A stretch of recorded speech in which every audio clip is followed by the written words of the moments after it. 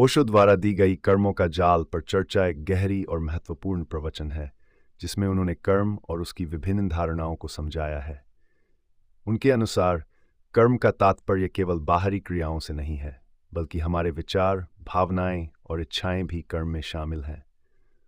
उन्होंने कहा कि कर्म एक जाल की तरह है जो हमें बांधता है और हमें मोक्ष या मुक्ति से दूर रखता है।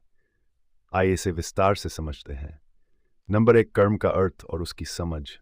ओशो के अनुसार कर्म का अर्थ केवल बाहरी गतिविधियों से नहीं है। हमारे विचार, भावनाएं और मन में उठने वाली हर इच्छा भी कर्म है। वे कहते हैं कि जो भी हम करते हैं, कहते हैं, सोचते हैं या महसूस करते हैं, वह सब कर्म है। ये कर्म हमारी चेतना पर एक प्रभाव छोड़ता है और इसी कारण से हम अगले जीवन में पुनर्जन्म लेते हैं। नंबर 2, कर्म का जाल। ओशो बताते हैं कि कर्म एक जाल की तरह है जिसमें हम फंसे हुए हैं। हमारे द्वारा किए गए कर्म हमें लगातार पुनर्जन्म के चक्र में बांधे रखते हैं।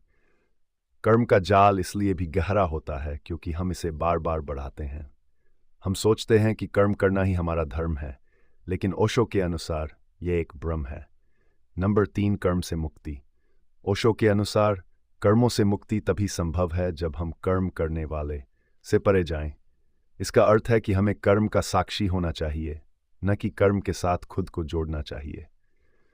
वे कहते हैं कि जब हम केवल साक्षी भाव में रहते हैं तो कर्म हमें बांध नहीं सकते। ये एक ऐसी स्थिति है जिसमें हम कर्म करते तो हैं, लेकिन उन कर्मों के फल की कोई अपेक्षा नहीं रखते। इससे कर्म की ग्रंथि समाप्त हो जाती है। इसके लिए ध्यान या मेडिटेशन का अभ्यास आवश्यक है। ध्यान से हम स्वयं को कर्मों के जाल से मुक्त कर सकते हैं और अपनी वास्तविकता को समझ सकते हैं। नंबर 4, कर्म और ध्यान।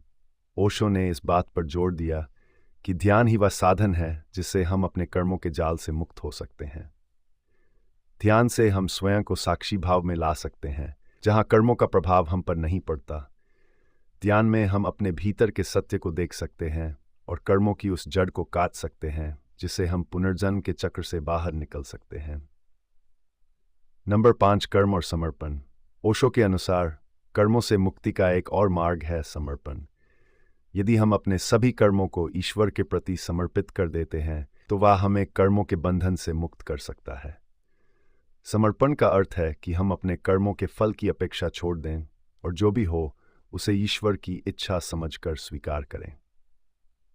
ओशो ने कर्मों का जाल के विषय पर जो विचार प्रकट किए हैं, वे हमें इस बात की ओर इशारा करते हैं कि कर्म के पीछे की भावना और हमारी चेतना का स्तर बहुत महत्वपूर्ण है। यदि हम कर्मों को सिर्फ एक क्रिया के रूप में न देखकर उसे अपनी चेतना के विकास का साधन मानें, तो हम कर्मों के जाल से मुक्त हो सकते हैं।